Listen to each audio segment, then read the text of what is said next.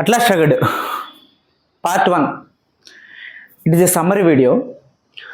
Part 1లో మొత్తం 10 chapters ఉన్నాయి. So ఈ 10 చాప్టర్స్ ఎంతవరకు కనపడుతున్నాయో ఏంటో నాకైతే క్లారిటీ లేదు. సో ఫోన్ ఒకసారి తిప్పి చూడండి. సో మ్యాక్సిమం కనపడవచ్చు. ఈ 10 చాప్టర్ల వెనక ఉన్న ఉద్దేశం, ఈ చాప్టర్కి వైరుధ్య రాహిత్యం, నాన్ కాంట్రడిక్షన్. ఆ పేరు ఎందుకు పెట్టాల్సి వచ్చింది? ఈ 10 చాప్టర్ల యొక్క టోటల్ సమ్మరీ ఈ నాన్ కాంట్రడిక్షన్, ఈ వైరుధ్య రాహిత్యం అనే దాంతో ఎలా లింక్ అవుతుంది, what is the law behind this part 1 అనేది చెప్పడానికి ప్రయత్నిస్తాను ఈరోజు. ఎందుకంటే there is a purpose for everything.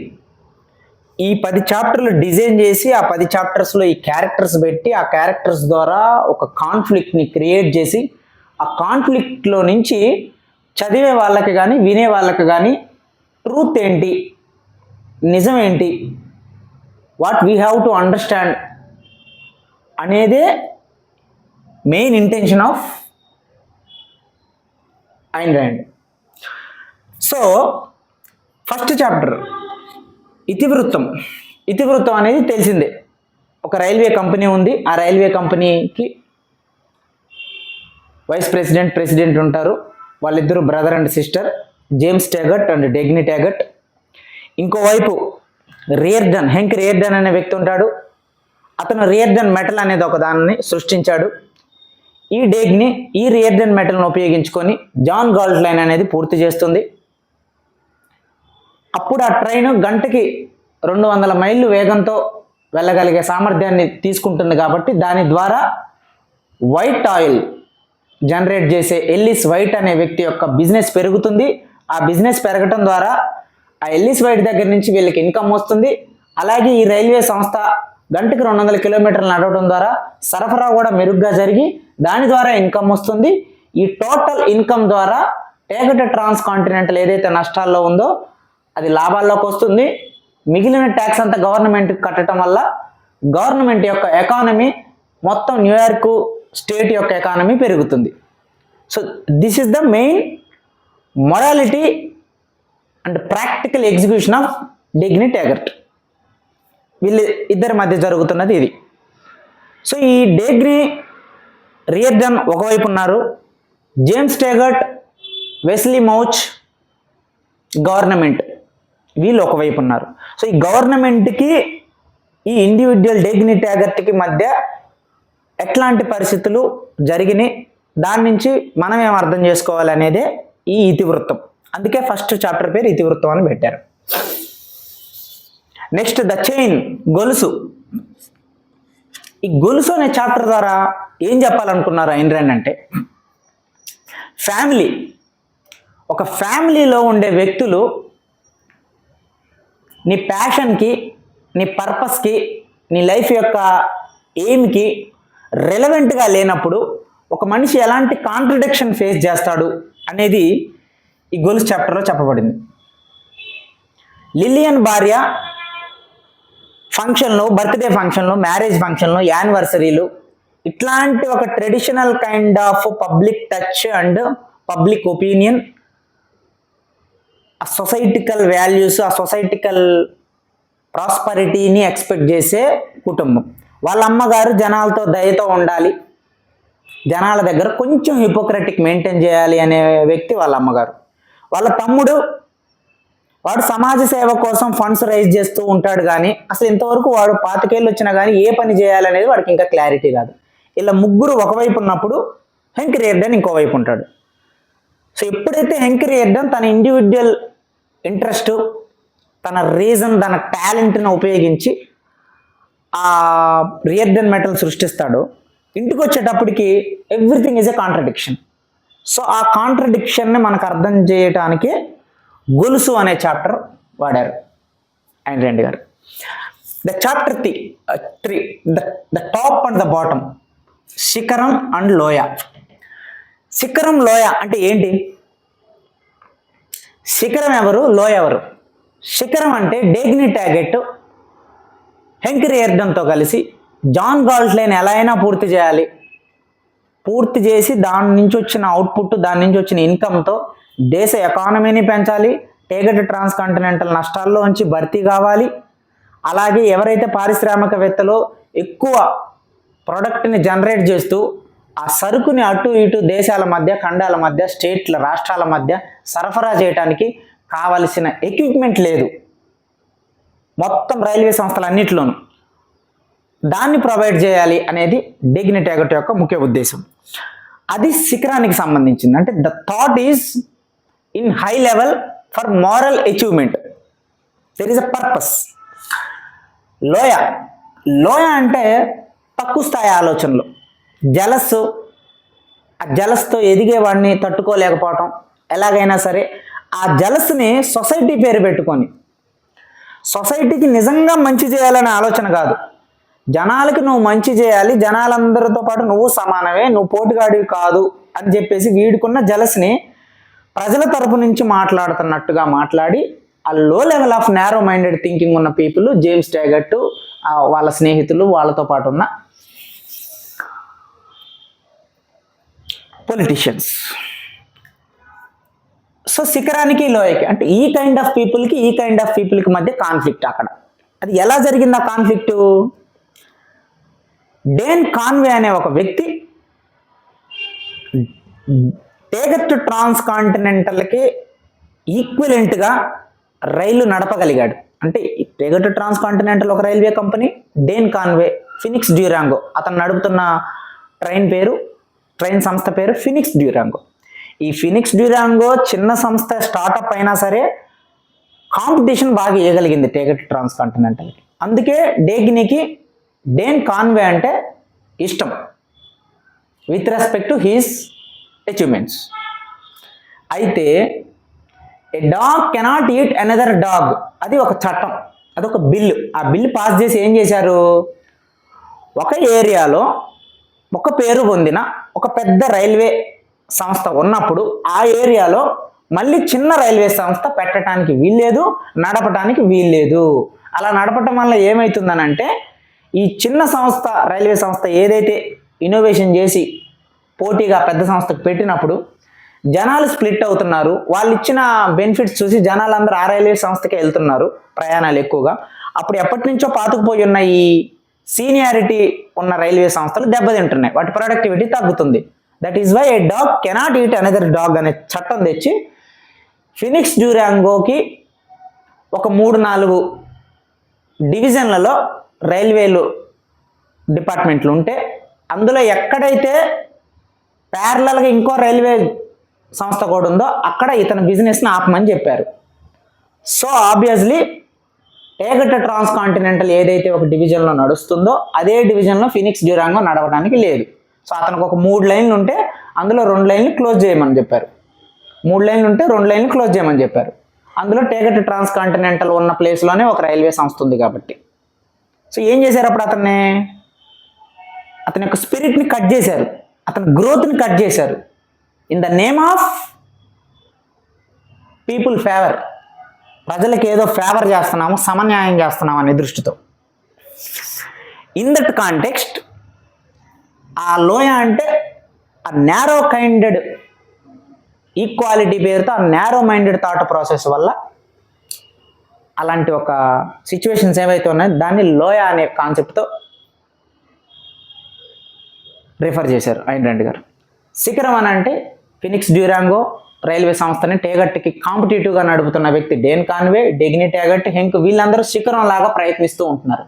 They are trying to generate the more economy, డబ్బుని జనరేట్ చేయాలి బిజినెస్ ద్వారా, by following moral values and reasoning and proper pattern. ఎవడో పొట్టగొట్టో కాదు మళ్ళీ. అందువల్ల ఈ శిఖరం లోయ అనే కాన్సెప్ట్ చెప్పారు. ఈ శిఖరం లోయలో మళ్ళీ ఈ శిఖరం లాంటి వ్యక్తులకి, ఆ లోయ లాంటి వ్యక్తులకి మళ్ళీ కాంట్రడిక్షన్ అనే దగ్గర నేను సి అని రాస్తున్నాను. నెక్స్ట్ అచంచల చాలకులు. ఈ అచంచల చాలకులు అనే చాప్టర్లో ద ఇమ్మూవబుల్ మూవర్స్, ఈ చాప్టర్ ఏం చెప్తుంది, a dog cannot eat another dog అనే బిల్లుని తీసుకొచ్చి ఏవైతే కాంపిటేటివ్ స్పిరిట్తో చిన్న చిన్న సంస్థలు పోటీపడి మార్కెట్లోకి వచ్చాయో వాటన్నిటినీ రద్దు చేశారు. ద టాప్ అండ్ బాటమ్, శిఖరంలో చాప్టర్లో. నెక్స్ట్ అచంచల చాలకులు అంటే ద ఇమూవబుల్ మూవర్స్ చాప్టర్లో ఈక్వలైజేషన్ ఆఫ్ ఆపర్చునిటీస్ బిల్లుని తెచ్చారు. తెచ్చి ఏం చేశారనంటే, ఒక పారిశ్రామికవేత్త ఎవరైనా 2 బిజినెస్లు ఉండటానికి వీల్లేదు. మిస్టర్ రియార్డన్, నువ్వు రియార్డన్ మెటల్ని జనరేట్ చేయడానికి రియార్డన్ స్టీల్ కంపెనీ పెట్టావు కాబట్టి నీకు సొంతగా ఇనప గనుల బిజినెస్ ఉండటానికి వీల్లేదు, నీకు సొంతగా బొగ్గు గనుల బిజినెస్ ఉండటానికి వీల్లేదు, నీకు సొంతగా ఇన్ఫ్రాస్ట్రక్చర్ బిజినెస్ ఉండటానికి వీల్లేదు, మెటీరియల్ బిజినెస్. ఇలా ఉండటం వల్ల ఏమవుతుంది, 5 బిజినెస్లు నువ్వే రన్ చేయటం వల్ల రెండో వాడు రాకుండా ఉండటానికి రాకుండా ఆపగలుగుతున్నావు నువ్వు. సో నువ్వు ఈ 5 బిజినెస్లో 4ని క్లోజ్ చేస్తే ఒక బిజినెస్ నువ్వు రన్ చేస్తావు, ఈ 4 నలుగురికి వెళ్తాయి. That is what equalisation of opportunities. ఈ పర్టికులర్ పాయింట్లో ఆ బిల్లు తీసుకురావటం ద్వారా టోటల్గా రియార్డన్ బిజినెస్లన్నీ కొలాప్స్ అయిపోయి ఆ 4 కంపెనీలు గవర్నమెంట్కి అమ్మేస్తాడు. గవర్నమెంట్కి అమ్మేస్తే గవర్నమెంట్ అది వేరే వాళ్ళకి ఇస్తుంది as per the opportunity, equalization of based on the equalization. ఆ పర్టికులర్ పాయింట్లో ఏమైంది, రియార్డన్కి గవర్నమెంట్ జరిపిన బిల్లుకి కాంట్రడిక్షన్ జరిగింది. There is a contradiction between Rearden and చట్టంలో చేసిన బిల్ ద్వారా. సో ఈ పర్టికులర్ పాయింట్లో రియార్డన్ ఏం చేస్తాడు,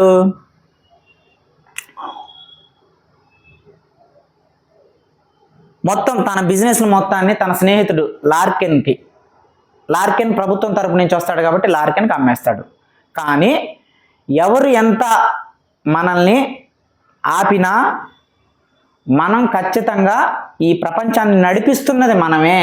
we are the movers, immovable movers. మనం కదలం, ఎవరెన్ని కష్టాలు తెచ్చినా మనం కదలం, కానీ ప్రపంచాన్ని నడిపిస్తుంది మనమే అంటాడు. ఎలా? Because of innovation, by creativity.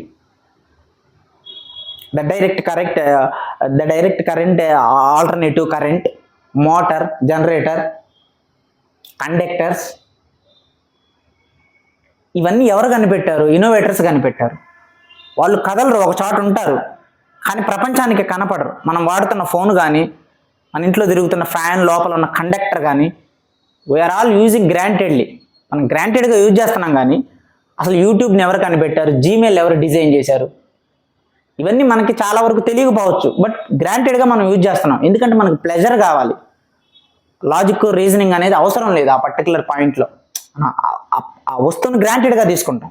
So మనల్ని గుర్తించకపోయినా ఈ ప్రపంచాన్ని నడిపిస్తుంది మనమే, గుర్తుపెట్టుకో అంటాడు. సో ఇక్కడ ప్రభుత్వానికి తనకి మధ్య కాంట్రడిక్షన్ జరుగుతుంది. The Anconia chapter 5, the climax of Anconia. Anconia character ఏంటి అంటే, ఆంకోనియా యొక్క బ్యాక్ డ్రాప్ స్టోరీ, అతని యొక్క ఫ్లాష్ బ్యాక్ మొత్తం మనం విన్నాం. అతను ఒక ఆంకోనియా వంశస్థానికి చెందిన ఒక గొప్ప వ్యక్తి. చిన్నప్పటి నుంచి ఒక క్లియర్ థాట్ ఉంది, అతను ఏం కావాలి, ఏం సాధించాలనేది క్రిస్టల్ క్లియర్గా థాట్ ఉంది. ఆ థాట్ని ఎలా డిజైన్ చేశారు అని అంటే, తన బర్త్డేకి జేమ్స్ ట్యాగర్ట్, డేగ్నీ ట్యాగర్ట్, ఆంకోనియా వీళ్ళ ముగ్గురు చిన్ననాటి ఫ్రెండ్స్ అని మనం మాట్లాడుకున్నాం, తెలుసు మీకు ఆల్రెడీ. ఆ జేమ్స్ ట్యాగర్ట్కి తన బర్త్డే రోజు ఒక బోట్ గిఫ్ట్గా వస్తే ఆ బోట్ని ఎలా నడపాలి అని ఒక ట్రైనర్ చెప్తూ ఉంటే, జస్ట్ ఆ చెప్పటం వినటం ద్వారా తన యొక్క పర్సీవ్ చేసే ఆ జ్ఞానాన్ని ఇమీడియట్గా దాన్ని అవగాహన చేసుకొని ఆన్ ద స్పాట్ ఆ బోటు మీద ఎక్కి ఆ ట్రైనర్ సహాయం లేకుండా రాకెట్ లాగా దూసుకుపోతాడు ఆ సముద్రంలో. అప్పుడు డేగ్నీ ట్యాగర్ట్ అక్కడ మనసులో కదులుతుంది తనకు ఒక ఆలోచన. ఆ క్షణం డేగ్నీ ట్యాగర్ట్కి 3 ఆలోచనలు, 3 గీతలు తన మనసులో కనపడ్డాయి. మొట్టమొదటిది, ఆ బోటు రాకెట్ లాగా సముద్రంలో దూసుకుపోయినప్పుడు ఆ సముద్రంలో ఏర్పడిన నీటి గీత. రెండవది ఆ ఇంజన్ మోత. మూడవది ఆ స్టీరింగ్ పట్టుకున్న చేతులు ఎవడవో వాడి గుండెలో ఉన్న గురి అని చెప్పేసి అతనిలో నుంచి ఒక ఇన్స్పిరేషన్ని, అతని యొక్క క్లారిటీ ఆఫ్ థాట్లో నుంచి తాను ఇన్స్పైర్ అయ్యి తన నుంచి ఎనర్జీని షేర్ చేసుకుంది. తను interchangeably they are sharing each other inspirations. ఆ కైండ్ ఆఫ్ అవగాహనతో తాను ఇష్టపడుతుంది ఫ్రాన్సిస్కో డి యాంకోనియాని. బట్ తర్వాత ఎందుకు అయిందో ఎలా అయిందో మనకి ఎంతవరకు క్లారిటీ లేదు, క్లారిటీ రాలా ఇంకా స్టోరీలో. అలాంటి ఒక వ్యక్తి, ఒక క్లియర్ యాంబిషన్ ఉన్న వ్యక్తి ఎందుకు ఒక ప్లే బాయ్ లాగా మారాడు? వాడల్లో అమ్మాయిలతో పార్టీలు, పబ్బుల్లో పార్టీలు, శాన్ సెబాస్టియన్ గనులు కొని ఆ గనులు చాలా గొప్ప గనులు, ఇందులో లాభాలు వస్తాయనే ఒక ఎక్స్పోజర్ సమాజానికి ఇచ్చి ఆ స్టేట్ రాష్ట్రంలో ఉన్న స్టేక్ హోల్డర్స్ అందరూ అందులో పెట్టుబడి పెట్టేటట్టు చేశాడు. చివరికి చూస్తే ఏమైంది? ఈ శాన్ సెబాస్టియన్ గనులు అనేవి ఒట్టి ఫ్రాడు. ఇక్కడ అసలు ఏమీ లేవు. రాగి అనే ముడి సరుకు అసలు ఇక్కడ లేదు కొనటానికి కూడా. ఇదంతా మోసం అని చివరికి తెలుస్తుంది. ఆ పర్టికులర్ టైంలో డేగ్ని అడుగుతుంది, ఇదంతా ఎందుకు చేసావు? శాన్ సెబాస్టియన్ గనులు అనేవి అంత పవర్ఫుల్ గనులు కావు, అక్కడ రాగి ముడి ఖనిజం అనేది లేదని నీకు తెలుసు కదా, మరి ఎందుకు అక్కడ ముడి ఖనిజం ఉన్నట్టుగా ఎక్స్పోజర్ చేసి స్టాక్ హోల్డర్స్ని అట్రాక్ట్ చేసావు? ఆఖరికి గవర్నమెంట్ను కూడా అట్రాక్ట్ చేసావు. గవర్నమెంట్ని శాన్ సెబాస్టియన్ లైన్ గనుల్లో ఏదో ఉంది అని హెలోజినేషన్ క్రియేట్ చేసుకొని నీ దగ్గర నుంచి అది కొన్నది. తీరా కొన్నిన తర్వాత గవర్నమెంట్ చెకప్ చేస్తే అందులో కనీసం పావలా కూడా రాగిలేదు. ఎందుకు చేసేవి ఇదంతా అంటే, నేను ఇదంతా నా క్షణిక ఆనందం కోసం చేశాను అంటాడు. ఏదైతే ఒక ఎయిమ్తో ఉన్న ఒక టీనేజర్ని, 15-14 సంవత్సరాల టీనేజ్ వయసులో ఉన్నప్పుడు ఒక ఎయిమ్తో ఉన్న యువకుడిని చూసిన డేగ్ని ఇలాంటి ఇల్లాజికల్గా మాట్లాడుతూ క్షణికానందం కోసం చేశాను అనే అంత ఇర్రెస్పాన్సిబుల్గా ఎలా ఉన్నాడు అనేది డేగ్ని క్లారిటీ రాలా. అతను ఎందుకు అలా మారాడు అనేది ఇంకా క్లారిటీ రాలా. అతను ఎందుకు అట్లా ప్రవర్తిస్తున్నాడు అనేది ఇంకా మనకి స్టోరీలో రివీల్ కాల. That is also contradiction. Contradiction అంటే వైరుధ్యం అని, కాన్ఫ్లిక్ట్ అని, రెండిట్లో ఏదో తేల్చుకోలేని ఒక సందిగ్ధ స్థితిని కాంట్రడిక్షన్ అంటారు, కాన్ఫ్లిక్ట్ అంటారు, వైరుధ్యం అంటారు తెలుగులో. The chapter 6 వ్యాపారేతరం. ఈ వ్యాపారేతరం చాప్టర్ ఏం చెప్తుంది? లిల్లియన్ తన మ్యారేజ్ డేని సెలబ్రేట్ చేసుకోవడానికి ఒక పెద్ద ఫంక్షన్ అందరిని ఆహ్వానిస్తుంది. ఆ ఫంక్షన్కి డేగ్ని, ఫ్రాన్సిస్కో డి యాంకోనియా, డాక్టర్ ప్రిచెట్ అందరూ వస్తారు. ఈ ఫంక్షన్ జరుగుతున్నప్పుడు డేగ్ని రియర్డన్ వైపు అట్రాక్ట్ అవుతుంది అతనుకున్న వాల్యూస్ని బట్టి. ఎందుకనంటే చుట్టూ ఉన్న సమాజం అంతా ఒక హిపోక్రసీతో, డిస్హానెస్టీతో, ఒక డౌట్ఫుల్ మెంటాలిటీతో అందరూ ఒక పాయింట్ ఆఫ్ యూనిటీగా మూవ్ అవుతున్నప్పుడు తనకి ఎలాంటి తోడు దొరకక ఒంటరిగా పోరాటం చేస్తున్న టైంలో అదే కైండ్ ఆఫ్ యాస్పిరేషన్ ఉన్న హెంక్ రియర్డన్ ఎదురవ్వటం వల్ల తాను రియలిస్టిక్గా అట్రాక్ట్ అవుతుంది. తన ఇష్టాన్ని ఆ ఫంక్షన్లో చూపించాలని ట్రై చేస్తూ ఉంటుంది. కానీ హెంక్ రియర్డన్ అది తెలిసి కూడా పట్టించుకున్నట్టు ఇగ్నోర్ చేస్తూ ఉంటాడు. దట్ మీన్స్ ఈ హెంక్ రియర్డన్ తన భార్యకి లాయల్టీగా ఉండాలని ప్రయత్నిస్తూ అలా వెళ్తూ ఉంటాడు, ఇగ్నోర్ చేస్తూ ఉంటాడు. డేగ్ని ట్యాగర్ట్ తన వైపు ఇష్టంగా వెళ్తూ ఉంటుంది, తనతో మాట్లాడాలని ప్రయత్నిస్తూ ఉంటుంది. ఏదైనా సాధించి ఒక పర్పస్ఫుల్ విషయం ఏదైనా కంప్లీట్ చేసినప్పుడు అలాంటి సందర్భాల్లో కదా మనం ఈ పార్టీలు చేసుకోవాలి. ఈ అవకాశం ఈ పార్టీలు చేసుకోవడానికి వీళ్ళందరికీ నువ్వు ఎందుకు ఇచ్చావు అని కూడా అంటుంది. So the Dagny Taggart and రియర్డన్కి మధ్య జరిగిన కాన్ఫ్లిక్ట్ ఈ వ్యాపారేతరం chapter. The exploiter and the exploited. దోపిడీదారులు, దోచుకోబడ్డ వాళ్ళు. ఎవరు దోపిడీదారులు, ఎవరు దోచుకోబడ్డ వాళ్ళు? ఈ దోపిడీదారులు ఎవరు అని అంటే, ప్రభుత్వం ఈక్వాలిటీ పేరుతో చట్టాలు తీసుకొచ్చి ఒక ఇన్నోవేటరు కొత్తగా ఏదైనా కనిపెడితే దాని నుంచి ట్యాక్సులు కావాలని, దాని నుంచి ప్రజలకు ఏదో సంక్షేమం తీసుకురావాలని, వెల్ఫేర్ కావాలని, ఈ వెల్ఫేర్ అనే ఒక కాన్సెప్ట్తో ఈ ఇంప్రూవ్మెంటు, టర్నోవర్, ఈ ఫండ్స్ వీటిని మొత్తాన్ని కిందకు దొక్కేస్తున్నారు. ప్రభుత్వం అనేది రెండు ఎలిమెంట్స్ మీద రన్ అవుతుంది ఏ ప్రజాస్వామ్యం అయినా సరే, ఈవెన్ మన తెలుగు రాష్ట్రాలని ఎక్కడైనా సరే. సంక్షేమం, అభివృద్ధి. Development, welfare. ఎప్పుడైతే 24 అవర్స్ వెల్ఫేర్ మీదనే ఫోకస్ చేస్తూ వెళ్తావో అభివృద్ధి ఉండదు. దట్ మీన్స్ టర్న్ ఓవర్ రాదు, బడ్జెట్ ఉండదు రాష్ట్రానికి. సో ఎవరి దోపిడీదారులు అంటే వెల్ఫేర్ పేరు చెప్పుకొని ఇండివిజువల్ పర్సన్ యొక్క టాలెంట్ని బలి చేసేవాళ్ళు, బ్రేక్ చేసేవాళ్ళు దోపిడీదారులు. దోచుకోబడ్డ వాళ్ళు ఎవరు అని అంటే పుట్టుకతో వాళ్ళకు ఒక ఎయిమ్, యాంబిషన్, ఒక క్లారిటీ ఆఫ్ థాట్ చిన్న వయసు నుంచి 9-8 సంవత్సరాల వయసు నుంచి రేర్డను 14 సంవత్సరాలు 13 సంవత్సరాలు అప్పుడే తాను ఒక మెటల్ కనిపెట్టాలని, తను ఇండస్ట్రీ ఒకటి స్థాపించాలని, దానికి స్టీల్, రేర్డన్ స్టీల్ అని పేరు పెట్టాలని 13 సంవత్సరాల వయసులోనే ఒక లేబర్ వర్కర్గా, ఒక సీనియర్గా, సూపర్వైజర్గా జాయిన్ అయ్యి మెటల్స్కి సంబంధించిన డిగ్రీలు, డిప్లొమాలన్నీ పూర్తి చేసి కాలేజ్ టైం కల్లా ప్రాక్టికల్గా అప్లికేషన్స్ అన్ని నేర్చుకొని 15 సంవత్సరాల వయసులో ఇనుప ఖనిజంలో ఒక వర్కర్గా జాయిన్ అయ్యి తనకి 25 సంవత్సరాలు వచ్చే టైం కంటే 10 సంవత్సరాల్లో ఆ గని మొత్తాన్ని తను సొంతగా కొనేసి రేర్డన్ స్టీల్ అని పెట్టి ఒక రేర్డన్ స్టీల్ని సృష్టించి దాని ద్వారా ఒక పర్పస్ని తన జీవితానికి క్రియేట్ చేసుకున్న ఒక వ్యక్తిని ఎవరో ముక్కు మొహం తెలియని ఒక వ్యక్తి యొక్క సంక్షేమం అనో, ఎవడో పార్లమెంట్లో వాడు ఎవడో తెలియదు అసలు మెటల్ అంటే ఏంది, మెటల్ ఫార్ములా అంటే ఏంది, అసలు స్టీలు ఐరన్ కలిస్తే ఏమొస్తుంది, ఈ ప్యాటర్న్స్, ఈ డిజైన్స్, జీవితం మొత్తం ఎప్పుడు కూడా అసలు ఇనప ఖనిజం ఎట్లా ఉంటుందో కూడా తెలవని ఒకడు ఆ ఏసీ రూమ్లో ఆ పార్లమెంట్లో మైక్ దగ్గర కూర్చొని బిల్లు పాస్ చేస్తాడు. వాడు దోపిడీదారు. ఎవడైతే ఆ దోపిడీకి గురవ్వబడ్డాడో వాళ్ళు దోచుకోబడ్డ వాళ్ళు. In this context Rearden. ఈ దోపిడీదారులు దోచుకోబడ్డ వాళ్ళ చాప్టర్లో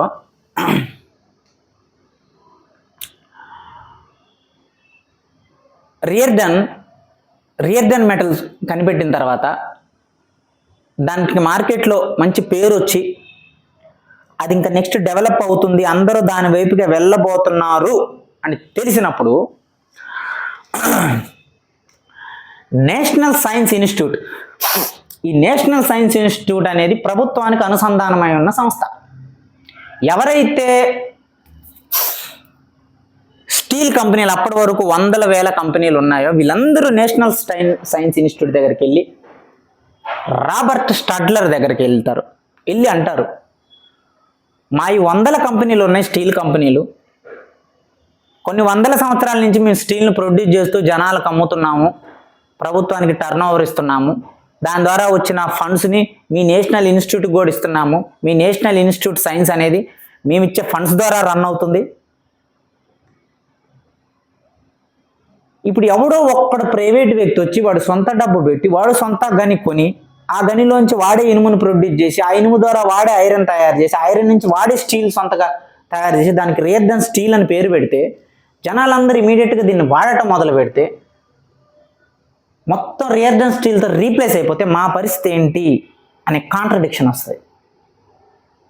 అందుకు రాబర్ట్ స్టాడ్లర్ తన నేషనల్ సైన్స్ ఇన్స్టిట్యూట్ నుంచి ఒక ప్రకటన చేస్తాడు పేపర్లో, రేర్డన్ స్టీల్ వాడటం అనేది అంత ఆరోగ్యకరమైనది కాదు, దాని ద్వారా వేసిన రైలు పట్టాలు అంత భద్రతాపరమైనవి కాదు, మీ పిల్లల్ని ఆ పట్టాల మీద స్కూల్కి పంపిస్తే వాళ్ళ ప్రాణాలకి మేము భద్రత వహించలేము, ఆలోచించుకోండి అని ఒక డౌట్ఫుల్, ఇంటెన్షనల్గా ఒక డౌట్ఫుల్ స్టేట్మెంట్ని రిలీజ్ చేస్తారు. ఇది విన్న డేగ్ని రాబర్ట్ దగ్గరికి వెళ్తుంది. ఏంటి సార్, రేర్డన్ మెటల్ అనేది ఎంత మంచిది, there is a pattern, there is a formula, there is a logic, there is a reason, there is a proper rationality ఉంది సార్, అది తప్పని మీరు నిరూపించండి సార్, నిరూపించి నాకు చెప్తే నేను అప్పుడు డెఫినెట్గా రేర్డన్తో నేనే మాట్లాడతాను, కానీ మీకు తెలుసు అది మంచి వర్కౌట్ అవుతుంది, అది మంచి ఉత్పత్తి అని, క్రియేషన్ అని, మరి ఎందుకు ఇట్లా చేస్తున్నారు అని అంటే అప్పుడు రాబర్ట్ అంటాడు, చూడు డెగ్ని, సమాజంలో ఉండే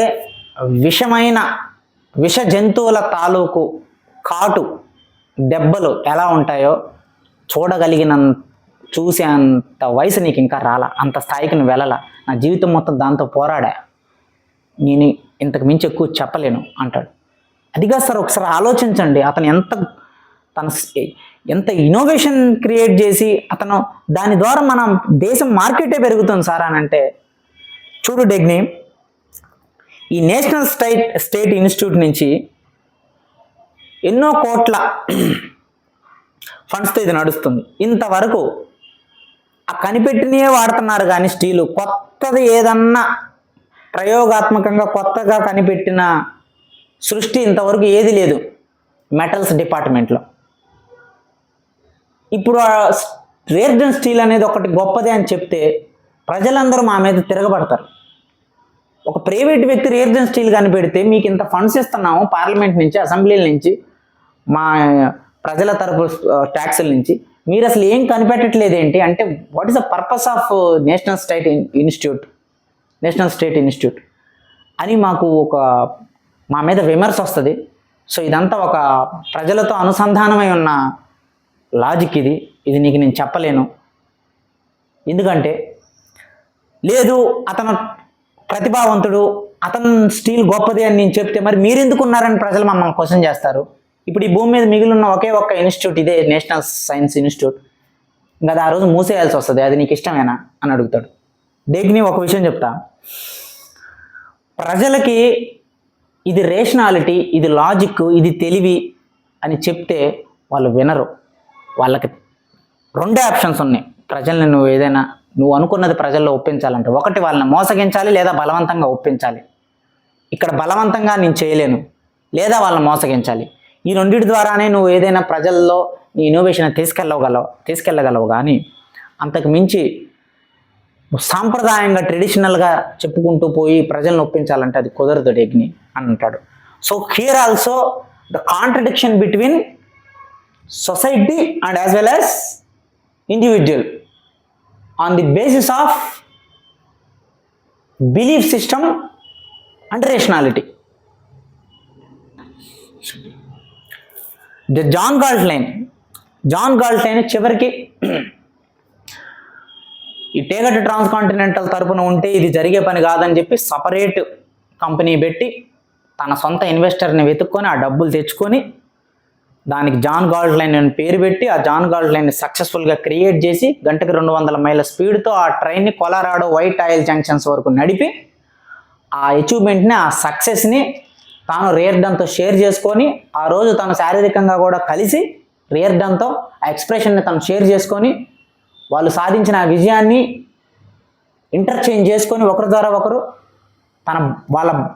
వాళ్ళు ఏదైతే మనసులో కోరికలు ఉన్నాయో అవి వాళ్ళ యొక్క ఇంటర్నల్ అండర్స్టాండింగ్ నుంచి వచ్చిన అండర్స్టాండింగ్ ద్వారా వాళ్ళు ఒకరికొకరు ఇష్టపడి ఆ సక్సెస్ని వాళ్ళు షేర్ చేసుకుంటారు. ఆ రోజు ఆ జాన్ గాల్ట్లైన్ అనేది పూర్తవుతుంది. ఎప్పుడైతే జాన్ గాల్ట్లైన్ అనేది సక్సెస్ఫుల్గా పూర్తవుతుందో జాన్ గాల్ట్లైన్ని మళ్ళీ తిరిగి టేగట్ ట్రాన్స్కాంటినెంట్లో కలిపేస్తారు. టేగట్ ట్రాన్స్కాంటినెంట్ల యొక్క పెట్టుబడులు, స్టాక్ హోల్డర్స్ అందరూ మళ్ళీ స్టాక్స్ అన్నీ పెరుగుతాయి. అంటే ఎప్పుడైతే సక్సెస్ వచ్చిందో వచ్చేస్తారో వాళ్ళందరూ మళ్ళీ దాని నుంచి బెనిఫిట్ తీసుకోవడానికి. అంత కాంట్రడిక్షన్ ఫేస్ చేసి వాళ్ళు ఈవెన్ దో సక్సెస్ అవుతారు.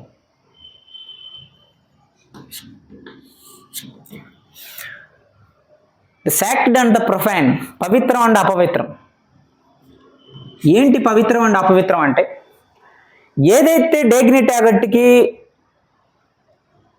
హెంక్ రియార్డన్కి మధ్య ఉన్న సంబంధం, శారీరక సంబంధం ఏదైతే ఉందో అది అపవిత్రం అని ఫీల్ అవుతాడు హెంక్ రియార్డన్. హెంక్ రియార్డన్ ఏంటంటే మైండ్కున్న వాల్యూసు, టాలెంటు, ప్యాషను, ఇన్నోవేషన్ ఇదే గొప్పది.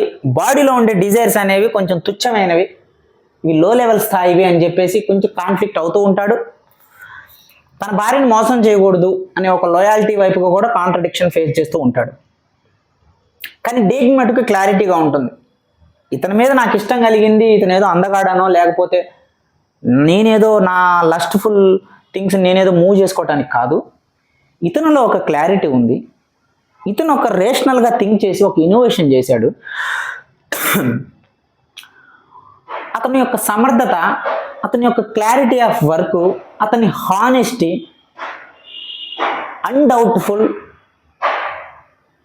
హానెస్ట్ఫుల్ నేచర్ ద్వారా, ఆ ఇంటర్నల్ అండర్స్టాండింగ్ ద్వారా నాకు ఇతని మీద ఇష్టం కలిగింది. ఆ కలిగిన ఇష్టాన్ని నాకు ఇష్టమైన రీతిలో నేను అతనితో షేర్ చేసుకుంటాను. ఎలా వీలుగా ఉంటే అలా. ఐ హ్యావ్ ఎ క్లారిటీ అని డేగ్నికి ఉంది. అలాగే హెంక్రీ ఎడ్డన్ కూడా డేగ్ని సాధించిన విజయానికి తనకు అట్రాక్ట్ అయ్యాడనే విషయం డేగ్నికి తెలుసు. కానీ హెంక్రీ ఎడ్డన్ అది ఇంకా రియలైజ్ కాల. ఏదో లస్ట్ఫుల్గా తన ఒక డిజైర్, ఫిజికల్ డిజైర్ కోసమే డేగ్నికి అట్రాక్ట్ అయినట్టుగా తను ఒక కాంట్రడిక్షన్లో ఉంటాడు. దట్ ఈస్ వాట్ ది పవిత్రం అనే కాన్సెప్ట్. అపవిత్రం అనే కాన్సెప్ట్ ఏంటి? ఈ జేమ్స్ ట్యాగర్ట్ అనేవాడు ఈ జాన్ గాల్స్ లైన్ పూర్తయిన తర్వాత ప్రజలందరూ పేపర్లలో, న్యూస్లో, రిపోర్ట్లో, నెట్వర్క్లో అంతా పొగుడుతూ ఉంటుంటే ఆ జలస్ని తట్టుకోలేక వాళ్ళంత గొప్పవాళ్ళేం కాదు అని ఒక నిహిలిజం అనే కాన్సెప్ట్తో మాట్లాడుతూ ఉంటాడు. శూన్యవాదం. 5 ఎలా వచ్చింది అని అంటే 5 కనిపెట్టిన వాడు 5 ఎలా వచ్చింది, ఒక 5 అనే నెంబర్ని ఒకటి కనిపెడితే 5 ఎలా వచ్చింది అని అంటే 3+2 కలిపితే 5 వచ్చింది అని చెప్తాడు. 3+2 ఎలా వచ్చింది, 3 ఎలా వచ్చింది అని అంటే 1+2 కలిపితే 3 వచ్చింది అని చెప్తాడు ఆ సైంటిస్ట్. 1 ఎలా వచ్చింది అని అంటే 0 తర్వాత వచ్చింది అని చెప్తాడు ఆ సైంటిస్ట్. సరే 0 ఎట్లా వచ్చింది అని అంటే 0 అట్లుంది అంతే. It is self created by it self. అంటే సెల్ఫ్ క్రియేటెడ్ ఎట్లయితుంది అంటే 0 నువ్వు కనిపెట్టలే, అది ఉంది అంటే అది కనిపెట్టకుండా ఆ 0 అలాగే ఉంది కాబట్టి నీకంటే గొప్పవాడు ఎవడో ఉన్నాడు, నువ్వేం పెద్ద తోపువేం కాదు అని వాడిని డిగ్రేడ్ చేయటం. దట్ మీన్స్ సాధించిన విజయాన్ని అడ్రస్ చేయకుండా సాధించిన సక్సెస్ని కాండక్ట్ చేసి వాడిని ఇన్స్పిరేషన్ ఇవ్వకుండా దీనికంటే ముందు ఇంకేదో ఉంది, నువ్వేం గొప్పవాడివి కాదని చెప్పి వీళ్ళలో ఉన్న జలస్ని, ఆ ఇన్సెక్యూరిటీ, ఇన్ఫీరియారిటీని బ్యాలెన్స్ చేయటం కోసం క్రిటిసైజ్ చేసి మాట్లాడటం. ఆ పర్టికులర్ కాన్సెప్ట్లోనే ఎవరితో షేర్ చేసుకోవాలి, ఈ ఇన్ఫీరియారిటీని, జలస్ని ఎక్కడ షేర్ చేసుకోవాలి అని అలా రోడ్డు మీద నడుస్తూ ఉంటుంటే అనుకోకుండా ఒక హోటల్లో కర్చీఫ్ కోసం వెళ్ళినప్పుడు చెర్రీ అనే అమ్మాయి తగులుతుంది. తగులుతుంది అంటే నార్మల్ భాష వస్తుంది. ఆ చెర్రీ అనే అమ్మాయి 19 years అడల్ట్ కాబట్టి, టీనేజర్ కాబట్టి తనకి సగం సగం లోకం గురించి తెలిసిన న్యూట్రల్ కాంటెక్స్ట్లో ఉంది కాబట్టి వీడిని అయితే చూసి ఆశ్చర్యపోతూ ఉంటుంది. ఎందుకంటే గొప్ప వ్యక్తి కదా జేమ్స్ ట్యాగర్ట్ అంటే, ట్యాగర్ట్ ట్రాన్స్కాంటినెంటల్ ప్రెసిడెంట్ కాబట్టి ఆమె ఆ యొక్క ఎక్స్ప్రెషన్ని, ఆ గొప్పతనాన్ని అతన్ని ఆశ్చర్యపోతూ చూస్తూ ఉంటుంది. ఎప్పుడైతే ఆ కళ్ళు ఆశ్చర్యపోయి చూస్తూ ఉంటుందో జేమ్స్ ట్యాగర్ట్ ఇంకా అర్థమైపోతుంది. ఎప్పుడైతే ఒక వ్యక్తిని నువ్వు అమితంగా ఆరాధించటమో, అమితంగా రెస్పెక్ట్ ఇవ్వటమో, అమితంగా నమ్మటమో అవుతుందో నువ్వు చూపెట్టిన ఆ ఫీలింగు అవతల వ్యక్తికి ఆయుధం అవుతుంది. సో అతను ప్లే చేస్తాడు ఖచ్చితంగా. నేను మోసపోయాను అని చాలామంది నమ్మితేనే కదా మోసపోయేది. నీ నమ్మకం వాడికి ఆయుధం. సో అప్పుడు తను కనెక్ట్ అవుతుంది జేమ్స్ ట్యాగర్ట్తో. జేమ్స్ ట్యాగర్ట్ మాట్లాడటం మొదలు పెడతాడు. ఎందుకు ఆమె కనెక్ట్ అవ్వడం మొదలుపెట్టింది అని అంటే ఆమెకు ఐడెంటిటీ క్రైసిస్లో ఉంది. ఆమెకి ఇంకా క్లారిటీ రాలా, ఏంటి లైఫ్ ఏంటి అనేది. ఫ్యామిలీస్తో ఉన్న చిన్న చిన్న ప్రాబ్లమ్స్ ద్వారా సిటీకి వచ్చింది. ఏదో చేయాలని ఒక యాస్పిరేషన్ ఉంది, but clarity, root, thought, aim, focus, line, ఆ మూమెంట్ ఇంకా ఆమెకి అసలు ఏంటి అనేది ఒక క్లారిటీ లేకుండా అలా ఉంది. Someone should be there to recognize her. ఒక ఐడెంటిటీ క్రైసిస్లో ఉంది కాబట్టి ఇతని యొక్క స్నేహం, ఇతని యొక్క మాటలు ఆమె దాంతో ఐడెంటిటీని క్రియేట్ చేసుకోవడం ద్వారా ఆమె వినటం మొదలు పెడుతుంది. సో ఆ అలుసుని వీడు వాడుకుంటాడు జేమ్స్ ట్యాగర్ట్. ఆ పర్టికులర్ కన్వర్జేషన్లోనే ఒక డైలాగ్ అంటాడు, వాళ్ళు ఏం గొప్పవాళ్ళు, ఈ హెంకేమన్నా గొప్పవాడా అని అంటాడు. ఒక రేర్ డన్ మెటల్ కనిపెడితే అంత గొప్పవాడా అని అంటాడు. అప్పుడు చెర్రీ అనే అమ్మాయి అంటుంది, అంటే కనిపెట్టడం గొప్ప విషయమే కదా అని అంటే ఇంతకుముందు ఎవరు కనిపెట్టలేదా అని అంటే ఇనప ఖనిజాలు ఎప్పటి నుంచో ఉన్నాయి, మనం పుట్టినప్పటి నుంచి. ఆ ఇనప ఖనిజం నుంచి రేర్ డన్ స్టీల్ని ఎవరు కనిపెట్టలేదు కదా మరి. అంటే ఇతను అంటాడు జేమ్స్, ఇనప ఖనిజం ఏమన్నా అతను సృష్టించాడా, అది మొదటి నుంచి ఉంది కదా అంటాడు. అది మొదటి నుంచి ఉంది కరెక్టే, మరి ఎందుకు దాని నుంచి ఎవరు స్టీల్ని ప్రొడ్యూస్ చేయలేదు, ఆల్టర్నేటివ్ ఎందుకు ప్రొడ్యూస్ చేయలేదు బేస్డ్ ఆ ఇనప ఖనిజాన్ని వాడుకొని? అతను చేసాడంటే గ్రేట్ కదా అని అంటుంది. సో అతను ఇప్పుడు ఇదే పర్టికులర్ టైంగా ఆమె యొక్క మైండ్ని బ్రెయిన్ వాష్ చేయడానికి అటాకింగ్, ఒక సైకలాజికల్గా స్టార్ట్ చేస్తాడు ఆ నిహిలిజం, శూన్యవాదాన్ని. ప్రజలందరూ మంచి వాళ్ళు ఉంటారు, నువ్వు ఎప్పుడైనా గెలిచావంటే ఆ గెలవటానికి కారణమైన మిగతా 9 వాళ్ళు ఎవరు ఉంటారో నీకోసం ఓడిపోయిన వాళ్ళు, వాళ్ళకు నువ్వు కృతజ్ఞత చెప్పాలి. ఎందుకంటే ఆ ఓడిపోయిన 9 మంది ఉంటేనే కదా నువ్వు గెలిచావు. సో అప్పుడు వాళ్ళకు కృతజ్ఞత చెప్పాలి. ప్రపంచంలో ఎంతోమంది తిండి లేక, ఇల్లు లేక, తాగడానికి నీళ్ళు లేక చనిపోతూ బతుకుతుంటే, ఇంత అలమటించిపోతుంటే ఒక స్టీల్ ఏమన్నా గొప్పదా? ఈ పేద ప్రజల కోసం, వీళ్ళ కోసం పోరాడే వ్యక్తులు ఎంతమంది ఉన్నారు, వాళ్ళని ఎప్పుడైనా నువ్వు పేపర్లో చూసావా? వాళ్ళు వస్తుంటే పరిగెత్తుకుంటూ వెళ్ళావా? లేదు. ఎవరన్నా ఒక క్రియేషన్ చేసి గొప్పవాడు పేపర్లో పడితే వాళ్ళ కోసం ఇచ్చేస్తాం, ఇలా ఉంది సొసైటీ అని ఒక హిపోక్రటిక్ శూన్యవాదమైన సెంటిమెంటలిస్టిక్ డైలాగ్స్ మాట్లాడటం ద్వారా ఆ అమ్మాయికి సగం సగం తెలుసు కాబట్టి ఒప్పుకుంటుంది. ఒప్పుకొని వాళ్ళిద్దరి మధ్య కనెక్షన్ ఏర్పడుతుంది. దట్ మీన్స్ ఎదుటి వ్యక్తిలో ఉండే హానెస్టీ, ఎదుటి వ్యక్తిలో ఉండే వాల్యూస్, ఇంటర్నల్ అండర్స్టాండింగ్ ద్వారా కనెక్షన్ అనేది జరగకుండా ఆమె యొక్క ఐడెంటిటీ క్రైసిస్ని ఇతని స్నేహం ద్వారా పూర్తి చేసుకోవాలని ఆమె అనుకుంది. ఇతని యొక్క ఇన్ఫీరియారిటీ కాంప్లెక్స్ని ఈమెతో మాట్లాడటం ద్వారా రిలాక్స్ చేసుకుందామని ఇతను అనుకున్నాడు. It is purely there is no honesty here. ఎప్పుడైతే ఆమె ఐడెంటిటీ క్రైసిస్ కొన్నాళ్ళు తీరిపోయిన తర్వాత ఇతను నార్మల్ అయిపోతాడు. ఎప్పుడైతే ఇతని యొక్క ఇన్ఫీరియారిటీ కాంప్లెక్స్ షేర్ చేసుకున్న తర్వాత నార్మల్ అవుతుందో ఆ రిలేషన్ నార్మల్ అవుతుంది. అంటే దెర్ ఇస్ నో పర్పస్. ఒకరిలో ఉన్న భయాల్ని ఒకరు ఏదో తీర్చుకోవడం కోసం అన్పర్పస్ఫుల్గా, హిపోక్రటిక్గా జరుగుతున్న రిలేషన్ అపవిత్రం అన్నారు. So there is a contradiction here also. ఈ డిగ్ని ట్యాగట్, హెంక్రీ ఎర్డన్కి జరుగుతున్న రిలేషన్స్, ఈ చెర్రీ జేమ్స్కి జరుగుతున్న relations. The final chapter white torch. Whites torch, Ellis white. Torch అంటే ఓ మంట, ఓ జ్వాల. ఎందుకు ఆ టైటిల్ పెట్టారు అని అంటే, సో ఫైనల్గా జాన్ గాల్ట్లేన్ పూర్తయిపోయింది. డిగ్ని ట్యాగట్ వైట్కి మాటిస్తుంది, నువ్వు చెప్పినట్టు 1 monthలో నేను ఒక 10-20 లైన్లు పూర్తి చేస్తాను రేర్డన్ స్టీల్తో. నువ్వు ఖండాలకి కాంటినెంటల్కి నువ్వు ఆయిల్ ప్రొడక్షన్ చేసి పంపించు. నువ్వు ఇప్పుడు ఏదైతే ప్రొడక్షన్ చేస్తున్నావో నీ ప్రొడక్షన్ తట్టుకునే అంత రైల్వే శక్తి ఈరోజు నేను సాధిస్తాను, గివ్ మీ 1 month టైం అంటది. ఈ పర్టికులర్ టైంలో వెస్లీ మౌచ్ అనే పొలిటీషియన్ పబ్లిక్ అనౌన్స్మెంట్ చేస్తాడు పార్లమెంట్లో. ఇమీడియట్గా నేషనల్ ఎమర్జెన్సీ అనే చట్టం తెచ్చి, ఆ నేషనల్ ఎమర్జెన్సీ చట్టం ద్వారా ఏం చేస్తారనంటే, స్టేట్లో ఉన్న అన్ని రైల్వేలని డివిజన్లుగా విభజించి ప్రతి డివిజన్లో సమానంగా రైల్వే సంస్థలు ఉండాలి.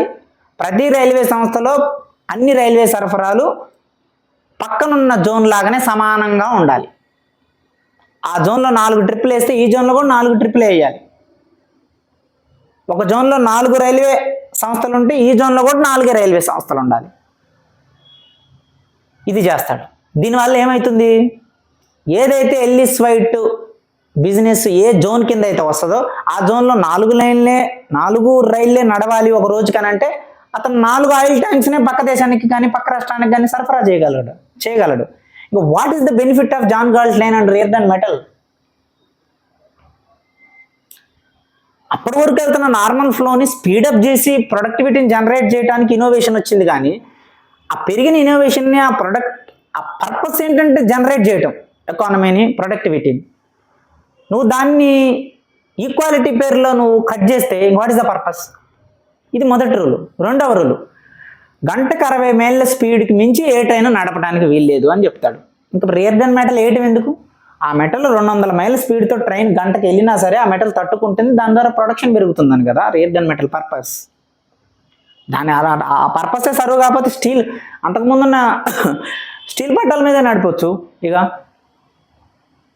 సో దీనివల్ల రేర్డన్ మెటల్ పర్పస్ కూడా డిస్ట్రాయ్ అవుతుంది. ఇక 3, ఏదైతే స్టేట్లో ఉన్న అన్ని రైల్వేలని జోన్లుగా క్రియేట్ చేసి ఆ జోన్లలో ఈక్వల్గా రైల్వే సంస్థలు పెట్టి ఆ ప్రతి జోన్లో రోజుకి 4-5 ట్రిప్పులు ఈక్వాలిటీగా అన్ని జోన్లు అవే రైల్వే సరఫరాలు చేయాలి అనే ఈ 3 రూల్స్ ఏవైతే పెట్టారో ఈ 3 రూల్స్ని మరి కమిటీ వేసినప్పుడు ఆ కమిటీకి ఉద్యోగులు ఉండాలి కదా, మొత్తం స్టేట్ అంతా అమెరికా అంతా దీన్ని ఎక్స్ప్లెయిన్ చేసి ఆ జోన్లు క్రియేట్ చేసి ఆ జోన్లలో రైల్వే సంస్థల్ని ఈక్వల్గా డిస్ట్రిబ్యూట్ చేసి ఆ రైల్వే సంస్థల్లో ఒకే రైలు సరఫరాలు ఈక్వల్గా ప్రతి జోన్లో జరగాలి అని అంటే దానికి జనాలు కావాలి కదా, సిబ్బంది, ఎంప్లాయ్మెంట్ కావాలి కదా. ఆ ఎంప్లాయీస్ అందరినీ సెలెక్ట్ చేసి ఆ ఎంప్లాయీస్కి జీతాలు ఇవ్వాలి. ఎట్లా ఇవ్వాలి మరి? ఇప్పుడు ఎలా జీతాలు ఇవ్వాలి ఆ ఎంప్లాయీస్ కానీ అంటే దానికి మళ్ళీ కొలరాడా అనే పట్టణంలో ఉన్న పరిశ్రమల మీద ట్యాక్స్ అప్లై చేస్తారు. ఎట్లాంటిది ఆ ట్యాక్స్ అని అంటే, మీకు 100% లాభం, మీకు వచ్చిన లాభాన్ని 100% అనుకుంటే అందులో 30% గవర్నమెంట్కి ఇవ్వాలని రూల్ పెడతారు. కొలరాడోలో ఉన్న హైయెస్ట్ పవర్ఫుల్ పరిశ్రమ ఎవరిది? ఎల్లిస్ వైట్ది. అప్పుడు ఎక్కువ ట్యాక్స్ ఎవరు కట్టాల్సి వస్తుంది? ఎల్లిస్ వైట్ కట్టాల్సి వస్తుంది. ఆల్రెడీ రియర్డన్ మెటల్ ద్వారా, టేగట్ ట్రాన్స్ కాంటినెంటల్ ద్వారా తన బిజినెస్ని, ప్రొడక్టివిటీని పెంచుకోవాలి అనుకున్న ఎల్లిస్ వైట్ని ఈ నేషనల్ ఎమర్జెన్సీ చట్టం ద్వారా ట్రైన్ల స్పీడ్లు తగ్గించి, ట్రైన్లు జోన్లుగా విడగొట్టి, సరఫరా సంఖ్యల్ని తగ్గించి, అతని బిజినెస్ని డౌన్ చేసి ఒక చట్టం ద్వారా ఆ చట్టాన్ని అమలు చేయడానికి ఎవరైతే ఎంప్లాయీస్ ఉంటారో ఆ ఎంప్లాయీస్కి జీతాలు ఇవ్వడానికి మళ్ళీ అతని పరిశ్రమ మీదనే ట్యాక్స్ని అప్లై చేస్తారు. దట్ మీన్స్ నిన్ను చంపడానికి నీ చేతిని ఉపయోగించి, నీ చేతిలోనే కత్తి పెట్టి, నీ చేతి ద్వారానే నీ మెడని నీ కత్తితో కోయడం అన్నమాట. ఈ పర్టికులర్ టైంలో ఎల్లిస్ వైట్ ఏం చేస్తాడనంటే, ఎల్లిస్ వైట్ని ఇంకా ఎప్పుడైతే ఆ బిల్లు జనరేట్ అయ్యేది ప్రొడ్యూస్ అయిందో, పాస్ అయిందో, డెగ్నీ టేగట్ పరిగెత్తుకుంటా ట్రైన్ ఎక్కి ఎల్లిస్ని కలవడానికి వెళ్తుంది. ఎందుకంటే తనకు మాట ఇస్తుంది కదా, జాన్ గాల్టైన్ పూర్తయినప్పుడు డిన్నర్ చేస్తారు కదా వాళ్ళు ముగ్గురు కలిసి, ఎల్లిస్ వైట్, రియర్డన్, డెగ్నీ. అప్పుడు అంటుంది, ఒకప్పుడు నేను జాన్ గాల్టైన్ పూర్తి చేస్తావో లేదో అని నీ మీద డౌట్ పడ్డాను డెగ్నీ, నన్ను క్షమించు, నువ్వు సాధించావు అని అంటాడు. అప్పుడు తనకు మాట ఇస్తుంది, దట్స్ ఓకే, కానీ నువ్వు అనుకున్నట్టుగా నేను లైన్స్ పూర్తి చేసి నీ బిజినెస్ నేను రెట్టింపు చేస్తాను, we are all one, we will share each other our spirit అని చెప్పేసి వాళ్ళు ముగ్గురు అరో సంతోషంగా గడుపుతారు కదా. ఇప్పుడు ఏం చెప్పాలి నేను ఎల్లిస్ వైట్కి? ఈ బిల్లు ద్వారా మొత్తం నేను ఏం చేయలేని పరిస్థితిలో ఉన్నాను అని చెప్పేసి తనతో ఒక కన్సర్న్తో మాట్లాడటానికి వెళ్తుంటే, ఆ ఎల్లిస్ జంక్షన్ దగ్గర ట్రైన్ దిగి బయటికి రాగానే ఆ కొండ మీద ఒక మంట మండుతూ ఉంటుంది. ఆ మంట మండుతూ ఉంటుంది, ఆ ఫ్యాక్టరీలు సామాన్లు ఏముండవు, అన్నీ కాలిపోతూ ఉంటాయి. కొంచెం కిందకి రాగానే కొండ కిందకి, నేను మొట్టమొదటి ఇక్కడ వ్యాపారం మొదలుపెట్టినప్పుడు ఇదే ఉంది, ఏదైతే మొదలుపెట్టానో, దేంతో అయితే మొదలుపెట్టానో దాన్ని మీకు ఇచ్చేళ్తున్నాను, ఇప్పుడు ఇదంతా మీది తీసుకోండి అంటాడు.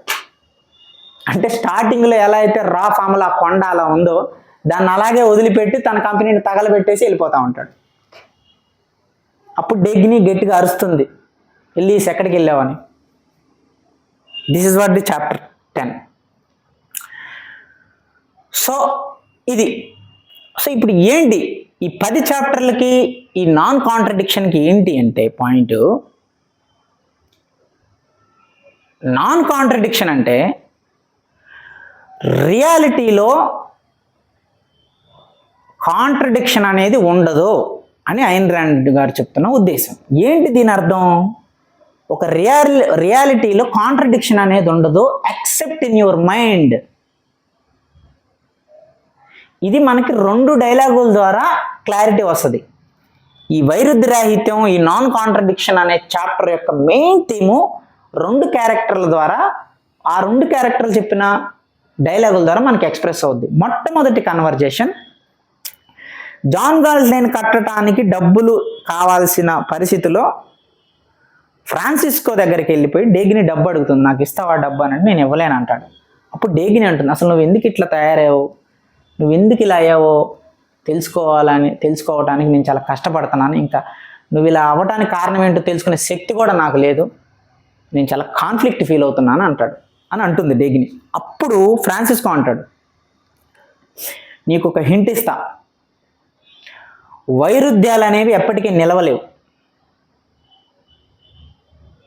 నువ్వు ఏదన్నా చూస్తున్న విషయంలో కానీ, చేస్తున్న పనిలో కానీ ఒక వైరుధ్యాన్ని, ఒక కాన్ఫ్లిక్ట్ని ఫేస్ అవుతున్నావు అంటే ఒక్కసారి నీ ప్రెమిసెస్ అంటే నువ్వు ఒకసారి చెక్ చేసుకో, నువ్వు అనుకుంటున్న దాంట్లో ఏదో ఒకటి తప్పు ఉంటుంది అని అంటాడు. రెండవది, ఆ మోటార్ కనిపెట్టడానికి ఏదైతే స్టాటిక్ ఎలక్ట్రిసిటీ మోటార్ కనపడుతుందో దాన్ని కనిపెట్టిన వ్యక్తి ఎవరు అని కనుక్కునే ప్రాసెస్లో వెళ్తూ చివరికి హగ్స్టన్ హోటల్లో, రోడ్ నెంబర్ 78 హోటల్లో పనిచేస్తూ ఉంటాడు కదా, అతని దగ్గరికి వెళ్ళి అతనితో మాట్లాడే కన్వర్జేషన్లు అంటాడు కదా, చూడు డెగ్నీ, నీకు ఒక విషయం చెప్తాను, రియాలిటీలో కాంట్రడిక్షన్స్ అనేవి లేవు మన మైండ్లో తప్ప. నీ జీవితంలో నువ్వు ఇప్పుడు కాంట్రడిక్షన్ ఫీల్ అవుతున్నావు అని అంటే ఒక్కసారి చెక్ చేసుకో. నువ్వు అనుకుంటున్న రెండిట్లో ఏదో ఒకటి తప్పు ఉంటుంది అని అంటుంది, తప్పు ఉంటుంది అని అంటాడు. Whenever you feel contradiction or conflict, ఎప్పుడైతే ఒక వైరుధ్యాన్ని నీ జీవితంలో నువ్వు ఎదుర్కొంటున్నావో, వైరుధ్యం అని అంటే ఏంటి? ఒకటి ఇంకొక దానితో పోటీ పడినప్పుడు వైరుధ్యం అంటారు. నువ్వు ఈ సినిమాకి వెళ్ళానని అంటావు, నీ ఫ్రెండ్ ఈ సినిమాకి వెళ్ళాలని అంటాడు, అప్పుడు మీ ఇద్దరి మధ్య వైరుధ్యం జరుగుతుంది. లేదా నీతో నీకు కూడా వైరుధ్యం జరుగుతుంది. రేపు ఎగ్జామ్ ఉంది చదువుకోవాలని నీకు అనుకుంటావు నువ్వు, లేదు సినిమాకి వెళ్ళాలని కూడా అనిపిస్తూ ఉంటుంది. అంటే నీతోనే నీకు వైరుధ్యం ఉంది, నీ ఎదుటిన్న వ్యక్తితో కూడా వైరుధ్యం ఉండొచ్చు. అంటే రెండు ఆపోజిట్ నిర్ణయాలు, రెండు ఆపోజిట్ ఆలోచనలు ఒకదానితో ఒకటి ఎదురుపడ్డప్పుడు దాన్ని కాంట్రడిక్షన్ అంటారు. దాన్ని హగ్స్టన్ అంటాడు. ఆ డైలాగ్ హగ్స్టన్ కానీ ఫ్రాన్సిస్కో కానీ చెప్పింది, డేగ్నీతో చెప్పింది కన్వర్జేషన్లో ఆ డైలాగ్ ఉంటుంది. అది ఏంటంటే, కాంట్రడిక్షన్ రియాలిటీలో లేదు, ఎక్సెప్ట్ ఇన్ అవర్ మైండ్. ఒకవేళ మనం కాంట్రడిక్షన్ ఫీల్ అవుతున్నామనంటే, మన జీవితంలో ఏదైనా కాన్ఫ్లిక్ట్ ఫీల్ అవుతున్నామనంటే, ఒక్కసారి మన జీవితాన్ని పరీక్షించుకుంటే మనకు తెలుస్తుంది. మనం ఫీల్ అవుతున్న కాంట్రడిక్షన్ రెండిట్లో ఏదో ఒకటి తప్పని తెలుస్తుంది అని అంటాడు. దీన్ని ఎట్లా మనం అర్థం చేసుకోవాలి? హెంక్ రియార్డన్ తన భార్యకు లాయాలిటీగా ఉండాలి, డేగ్నీతో ఉన్న రిలేషన్ కరెక్ట్ కాదు అని చెప్పేసి ఒకవైపు లాయాలిటీకి, ఇంకొక వైపు తన మనసులో ఉన్న ఇష్టానికి మధ్య కాంట్రడిక్షన్ జరుగుతూ ఉంటుంది. ఒకవైపు తన మోరల్ వాల్యూస్, తన రేషనాలిటీ, తన బిజినెస్, ఆ పని అంటే, ఇంకో పక్క తన భార్య ఏమో ఫంక్షన్లు, ఇవి సెలబ్రేషన్స్, పబ్లిక్ ఒపీనియన్స్ ఇట్లా వెళ్తూ ఉంటుంది. అప్పుడు ఫీల్ అవుతూ ఉంటాడు. తన బిజినెస్లో ఏదైతే రేషనల్గా, ఇంటెలెక్చువల్గా ఆనందంగా ఉంటాడో, ఇంటికి వచ్చేటప్పటికి వాళ్ళ మైండ్ సెట్కి, వాళ్ళు ఆశిస్తున్న విషయాలకి కాన్ఫ్లిక్ట్ గురవుతాడు. That is a contradiction. Dagny Taggart విషయానికి వస్తే, తాను ఇండివిజువల్గా టేగట్ ట్రాన్స్కాంటినెంటల్ని పైకి తీసుకురావాలి, దీని ప్రొడక్టివిటీని పెంచాలి, చాలా సమస్యలు ఉన్నాయి లైన్లలో, సిగ్నల్లో, వీటన్నిటిని ఓవర్కమ్ చేయాలి నిజాయితీతో అని చెప్పి ఎంతో ప్రయత్నిస్తూ ఉంటుంటే, వీళ్ళన్న జేమ్స్ పబ్లిక్తో కలవటము, పొలిటీషియన్స్తో కలవటము, చట్టాలు తీసుకురావటం, బోర్డు మెంబర్స్తో పని చేయకుండా ఉండటము, జాన్ గాల్ట్లిన్ తాను పూర్తి చేస్తే తిరిగి మళ్ళీ టేగట్ ట్రాన్స్కాంటినెంటల్కి అప్పచెప్పానని అనటము, వాళ్ళ అన్నతో కాంట్రడిక్షన్ ఫేస్ చేస్తూ ఉంటుంది. This is what the non contradiction. అంటే ఇప్పుడు ఇక్కడ సృష్టిలో కాంట్రడిక్షన్ లేదు, రియాలిటీలో కాంట్రడిక్షన్ లేదు, మన జీవితంలో, మన ఆలోచనల్లో, మన మైండ్లోనే ఉంది contradiction. When you think that two elements, ఏదైతే టూ ఎలిమెంట్స్ కాంట్రడిక్షన్ ఫీల్ అవుతున్నాయో అందులో ఒక్కటే రైట్, ఇంకొకటి రాంగ్ ఉంటుంది, చెక్ చేసుకుంటుంది. ఇప్పుడు ఈ విషయంలో జేమ్స్ ద్వారానే కాంట్రడిక్షన్ ఫీల్ అవుతుంది డేగ్నీ, తన కుటుంబం ద్వారానే కాంట్రడిక్షన్ ఫీల్ అవుతున్నాడు రియార్డన్. మరి ఇప్పుడు ఏం చేయాలి? డేగ్నీ అది ఒకసారిగా ఆత్మ పరీక్ష చేసుకొని అనాలిసిస్ చేసుకుంటే, వాళ్ళ అన్నతో కంప్లీట్గా ఆమె బ్రేకప్ అవ్వాలి, ఆ సంస్థ నుంచి కంప్లీట్గా బ్రేక్ అవ్వాలి, వాళ్ళ అన్నతో ఆ రిలేషన్స్ కానీ, ఆ బిజినెస్ సంబంధాలు కానీ కంప్లీట్గా పక్కన పెట్టేయాలి. అప్పుడు కాంట్రడిక్షన్ ఉండదు. Then it will become a non contradiction. నా పని నేను చేయాలని వెళ్తున్నాను, ఎవరితో ఎట్లా చేస్తున్నాను? మా అన్నతో ఉంటూ, మా అన్న కంపెనీలో ఉంటూ, మా అన్న వైస్ ప్రెసిడెంట్గా, జేమ్స్ వైస్ ప్రెసిడెంట్గా చేస్తున్న కంపెనీ ద్వారా నేను వెళ్తున్నాను కాబట్టి నా వాల్యూస్కి కానీ, నా మొరాలిటీకి కానీ, నా హానెస్టీకి కానీ ఇక్కడ వాల్యూ లేదు, వర్త్ లేదు. ఒక వర్త్ లేని ప్లేస్లో ఉంటూ నేను ఏదో చేయాలనుకొని చేస్తూ ఉంటున్నప్పుడు there is a conflict and contradiction. ఈ విషయాన్ని డేగ్నీ ఒకసారి ఆగి ఆలోచిస్తూ, నాకెందుకు కాంట్రడిక్షన్ వస్తుంది, నేను ఇది చేయాలనుకుంటున్నాను, I want to do this. James ఏమో no no no you have to do this, ప్రజలు ఉన్నారు, వాళ్ళకి మంచి చేయాలి, నీ సొంత మెటల్ కనిపెట్టుకుంటూ పోతే ఆల్రెడీ బిజినెస్లో ఉన్న వాళ్ళ పరిస్థితి ఏంటి? యూ హ్యావ్ టు డూ అంటాడు. హ్యావ్ టు డూ అని అంటే, బాబు చుట్టాలు వచ్చినప్పుడు పలకరించాలి, నవ్వాలి, దండం పెట్టాలి, ఇట్లాంటి కొన్ని ఫార్మాలిటీస్ ఉంటుంది. హ్యావ్ అంటే ఉండి తీరాలి. వాంట్ నాకు ఇష్టం ఉండదు, కొంతమందికి ఇష్టం ఉన్న వాళ్ళకి దండం పెడతా, లేకపోతే గుడ్ మార్నింగ్ చెప్తా, లేకపోతే పోతా. ఇది నీ వాంట్. సో ఇప్పుడు వాంట్ యు ఏదైతే వాంట్ ఏదైతే have, you want to do, you have to do మధ్య ఉండే కాంట్రడిక్షన్ ఏదైతే ఉన్నప్పుడు you have to clearly cut your line that I don't care about what I have to do, I will care about only I want to do. అప్పుడు non contradiction ఉంటుంది. ఇది సృష్టిలో ఉంది, ఇది రియాలిటీలో ఉంది. రియాలిటీలో అన్నీ రెగ్యులర్గా పోతా ఉంటాయి, సూర్యుడు, చంద్రుడు, నక్షత్రాలన్నీ, ఎక్సెప్ట్ ఇన్ అవర్ థాట్స్. అప్పుడు అంటాడా ఆ ఫ్రాన్సిస్కో కానీ, ఇతను కానీ, హక్స్టన్ కానీ చెప్తాడు డేగ్నీ నువ్వు ఇంత బాధపడుతున్నావు అంటే there is a contradiction behind you, beside you. ఒకసారి చెక్ చేసుకో, నువ్వు రెండిట్లో ఒకటి తప్పు ఉంటుంది, ఏదైతే తప్పో దాన్ని వదిలిపెట్టు అనే ఒక ఇండికేషన్ ఇస్తాడనమాట. హెన్రీ రిడ్డన్ విషయంలో కూడా అదే, హెన్రీ రిడ్డన్కి అదే చెప్తాడు. ఎవరు? ఫ్రాన్సిస్కో వచ్చి పార్టీలో, నీకు నేను ఒక విషయం చెప్పాలనుకున్నా అంటే ఏంటి అని అంటే, నువ్వేంటి అనేది క్లియర్ కట్గా చెప్పు నీ ఫ్యామిలీకి కానీ నీకు కానీ. అదేంటి వాళ్ళకి తెలుసు కదంటే, వాళ్ళకి తెలుసు, కానీ వాళ్ళకి తెలుసు అనే విషయం నీకు తెలియకుండా ఉండేటట్టు చేస్తారు, దాన్ని నీకు ఆయుధంగా, దాన్ని నీ మీదకే ఆయుధంగా ఉపయోగిస్తారు వాళ్ళు. ఈ కాంట్రడిక్షన్ నువ్వు ఎన్నాళ్ళు ఫేస్ చేయలేమంటాడు. ఎందుకంటే ఆ ఫ్రాన్సిస్కోకి ఏ పరిస్థితులు వచ్చినాయో, ఎందుకు వాడు ప్లే బాయ్ లాగా మారాడు అనేది మనకు నెక్స్ట్ పార్ట్లో తెలుస్తుంది. సో ఈ రీడన్ విషయంలో కూడా ఏం జరుగుతుంది, తను ఇంట్రెస్ట్ ఎటైతే ఉందో ఆ బిజినెస్ అన్నిటిని మూవ్ చేస్తూ ఉంటాడు. కానీ ఫ్యామిలీ అందరేమో తమ్ముడు, అమ్మ, భార్య అటాక్ చేస్తూ ఉంటారు. నువ్వు అట్లా ఉండకూడదు, అట్లా ఉండకూడదు, అట్లా ఉండకూడదు, ఇలా ఉండాలి, this is also you have to do. వీడేమో లేదు నాకు పని ఉంది ఆఫీస్లో, నేను పనికి వెళ్ళాలి, కంప్లీట్ చేయాలి, వర్క్ చాలా ఉంది, మెటల్ తొందరగా కంప్లీట్ చేయాలి, చాలా కస్టమర్స్ వస్తున్నారు, జాన్ గల్టైన్ తొందరగా పూర్తి చేయాలి, this is what I want to do అనుకుంటూ ఇతను ఉంటాడు. వాళ్ళ అమ్మగారు వస్తారు, తమ్ముడికి ఉద్యోగం కావాలి, తమ్ముడు ఫీల్ అవుతున్నాడు, తమ్ముడు నేనేం జాబ్ చేయలేకపోతున్నాను, లోన్లీగా ఫీల్ అవుతున్నాడు, అతనికి ఉద్యోగం ఇవ్వాలి,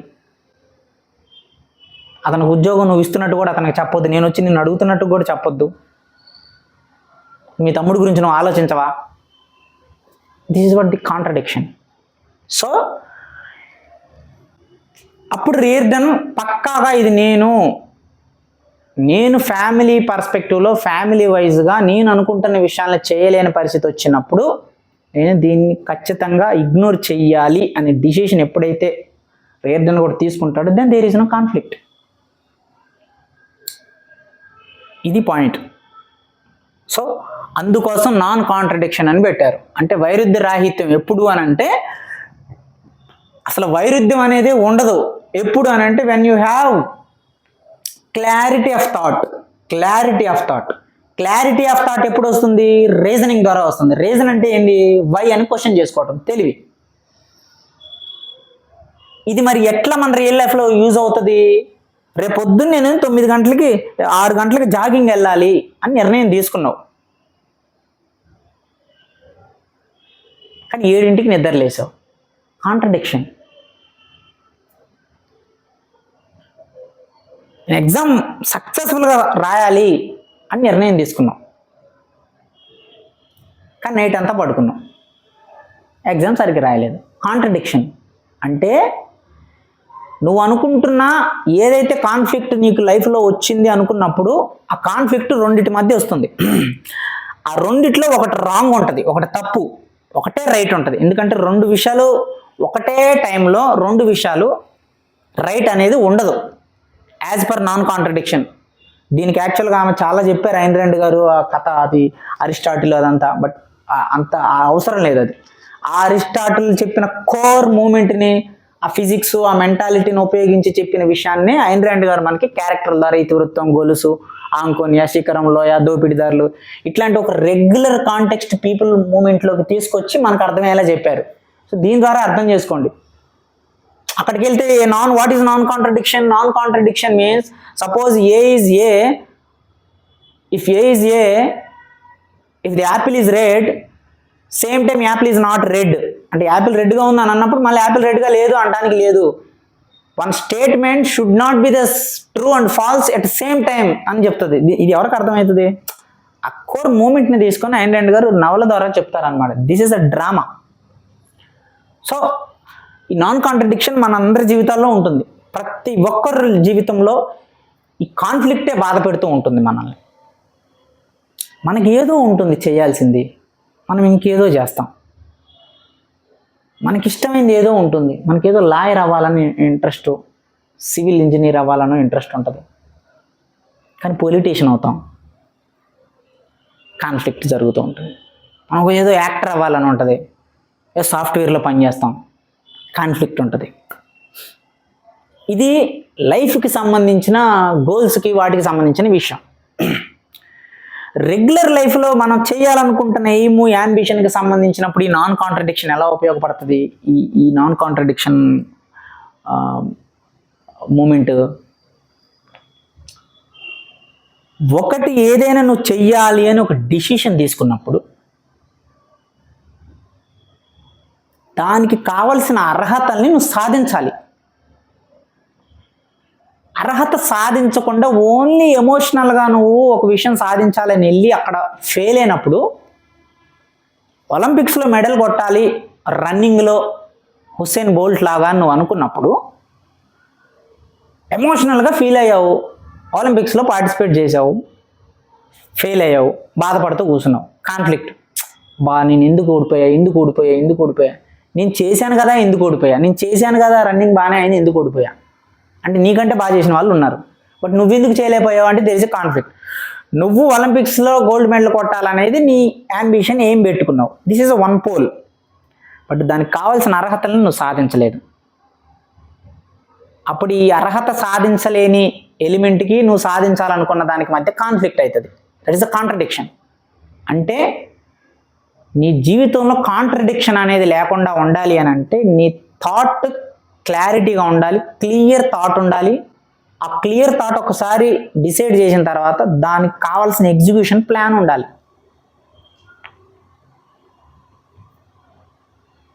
ఒక పని అనుకున్నప్పుడు ఆ పనిని విత్ ఇన్ టైంలో చేయాలనుకున్నప్పుడు నీ బాడీని ఎట్లయితే దానికి అటెండ్ చేయాలి, ట్రైన్ చేయాలనే విషయాన్ని నువ్వు మూవ్ చేసుకోవాలి. ఎర్లీ మార్నింగ్ 6కి ఒక పని చేయాలనుకున్నప్పుడు మళ్ళీ నువ్వు 8-9 వరకు పనుకోకూడదు. That is a contradiction. ఎందుకు ఆ కాంట్రడిక్షన్ జరుగుతుంది అంటే నీ బద్ధకానికి నువ్వు అనుకుంటున్న దానికి మధ్య కూడా కాంట్రడిక్షన్ జరుగుతుంది. That is what Ayn Rand said. Contradiction రియాలిటీలో లేదు. నువ్వు అది రియాలిటీలో మనం చూస్తున్న ఏదైనా సరే కాంట్రడిక్షన్ లేకుండా అంత నార్మల్గా రన్ అవుతుంది. నీ మైండ్లోనే కాంట్రడిక్షన్ ఉంది. నీ మైండ్ ఇన్ ద సెన్స్ నువ్వు ఆలోచిస్తున్న తీరుని ఒకసారి నిర్ణయం తీసుకున్న తర్వాత ఆ ఆలోచనని ఎగ్జిక్యూషన్ వైపు తీసుకెళ్ళాలి అనేది. That means your thoughts and your actions. Remember, your thoughts and your actions. నేను ఒక బ్యాంక్ ఉద్యోగం నేను సంపాదిస్తా అని నువ్వు థాట్ అనుకున్నావు, but where is the action? రోడ్ల పొంటి తిరుక్కుంటా, ఊరికే సిగరెట్లు తాక్కుంటా, బైకుల మీద తిరుక్కుంటా, ఇన్స్టాగ్రామ్లు, ఫేస్బుక్లు, యూట్యూబ్లు, పిచ్చి పిచ్చి సినిమాలు, ఇవన్నీ చూసుకుంటే ఈ యాక్షన్స్ ఏవి? నీ థాట్ ఒకలా ఉంది, యాక్షన్స్ ఒకలాగా ఉన్నాయి. కాంట్రడిక్షన్. అది ఐన్ ర్యాండ్ చెప్తుంది. సో లైఫ్లో మళ్ళీ చివరికి ఏమవుతుంది, నేను బ్యాంక్ జాబ్ కొట్టలేకపోయాను అని బాధపడుతూ ఉంటాం. ఆ పర్టికులర్ టైంలోనే ఈ ఫ్రాన్సిస్కో చెప్పిన డైలాగు, హక్స్టన్ చెప్పిన డైలాగు ఉపయోగపడుతుంది. నువ్వు ఏదైనా కాన్ఫ్లిక్ట్ ఫీల్ అవుతున్నావు అని అంటే ఒక్కసారి చెక్ చేసుకో, రెండిట్లో ఒకటి తప్పు ఉంటుంది అని. కాన్ఫ్లిక్ట్ అంటేనే రెండింటి మధ్య జరుగుతుంది కదా, ఆ రెండిట్లో ఒకటి తప్పు ఉంటుంది అని చెప్తుంది. మరి ఏది తప్పు? నువ్వు బ్యాంక్ జాబ్ కొట్టాలనుకుని ఏ థాట్ ఉందో అది తప్ప, దానికి కావాల్సిన అర్హత, యాక్షన్, ఇంప్లిమెంట్, ప్లాన్ లేకుండా చేసింది యాక్షన్ ఇది తప్ప అంటే డెఫినెట్గా యాక్షనే తప్పు ఉంటుంది. లేదు, థాట్ చేసావు, నీకు సరిపడిన ఫీల్డ్ ఏదో చేయాలని థాట్ చేసావు, దానికి సంబంధించిన యాక్షన్ చేసుకుంటూ వెళ్ళావు, ఎంత ట్రై చేసినా అవ్వట్లా.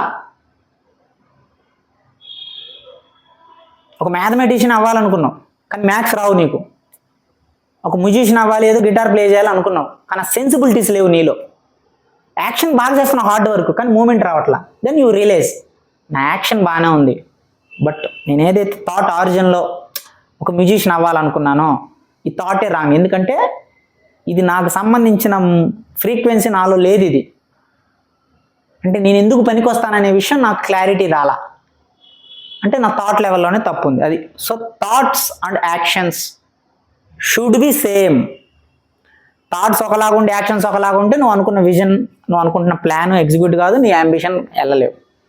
సో థాట్స్, ప్లాన్, యాక్షన్ 3 ఒక ఫ్లోలో వెళ్ళాలి. That is what the non contradiction part 1 ఇదనమాట. సో ఈ నాన్ కాంట్రడిక్షన్ అనేది ఫిలసాఫికల్గా నీ ఎయిమ్స్, యాంబిషన్ని చేరుకోవడానికి థాట్ టు యాక్షన్స్, నీ ఆలోచనలు, నీ పనులు సేమ్ ఫ్లోలో ఉండాలి. ఒకేలా ఉన్నప్పుడు నువ్వు అనుకున్నది చేయగలుగుతావని, అలాగే మనలో ఉన్న మనం ఏదైనా ఏ పని చేయాలి, ఎట్లా చేయాలి, ఎప్పుడు చేయాలి, మనం దేనికి ఉపయోగపడతాం అనే స్పష్టత రావడానికి ఈ నాన్ కాంట్రడిక్షన్ ఉపయోగపడుతుంది. అంటే నేను ఇందుకు ఉపయోగపడతాను, నేను ఈ పని బాగా చేయగలుగుతానని నీ మీద నీకు ఒక క్లారిటీ వచ్చినప్పుడు దాని మీద నీ కెరీర్ని బిల్డ్ చేసుకోవచ్చు. That is what career perspective, family perspective, internal perspective and philosophical, political perspective also this non contradiction అనేది పార్ట్ 1లో ఆయన 2 గారు మనకు చెప్పారనమాట. So that is part 1. So part 2 and 3. So next parts నేను ఎపిసోడ్ వైజ్గా కాకుండా పార్ట్ 2 మొత్తం ఒక వీడియో ఆర్ఎల్స్ 2 వీడియోలుగా చేద్దాం అనుకుంటున్నాను. ఎందుకంటే ఇవి కంటిన్యూషన్గా చాలా ఎపిసోడ్స్ ఉన్నాయి. సో ఫౌంటైన్ హెడ్ బుక్ అనేది కొంచెం అదొక ఎమోషనల్ కంటెంట్ ఉంది అందులో ఎక్కువ. అంటే అది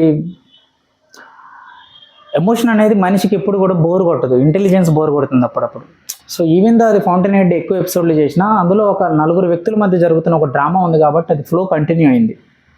బట్ ఇక్కడ అట్లాస్ షగుల్లో ఈ వ్యక్తులతో పాటు society, political system, lot of technical things ఉన్నాయి కాబట్టి సో అన్ని ఎపిసోడ్లు చేయటం ద్వారా కంటిన్యూటీ అనేది కూడా వినే వాళ్ళకి కానీ చూసే వాళ్ళకి కానీ అంత కంటిన్యూటీ మెయింటైన్ చేయడం అనేది కొంచెం ట్రబుల్ ఏమో అని నేను అనుకుంటున్నా. అందుకోసం పార్ట్ 2 and 3 కొంచెం ఒక 1 or 2-3 వీడియోస్లో చేద్దామని అనుకుంటున్నా. సో కుదిరితే పార్ట్ 2, పార్ట్ 3 రెండో వీడియోల్లో చేయడానికి ప్రయత్నిస్తా. లేదంటే పార్ట్ 2 2 వీడియోలు, పార్ట్ 3 2 వీడియోల్లో అలా చేయడానికి ప్రయత్నిద్దాం. సో నెక్స్ట్ వీడియోలో కలుద్దాం. అప్పటి వరకు సెలవు. నేను రాకింగ్ రవి. జై హింద్, జై భారత్.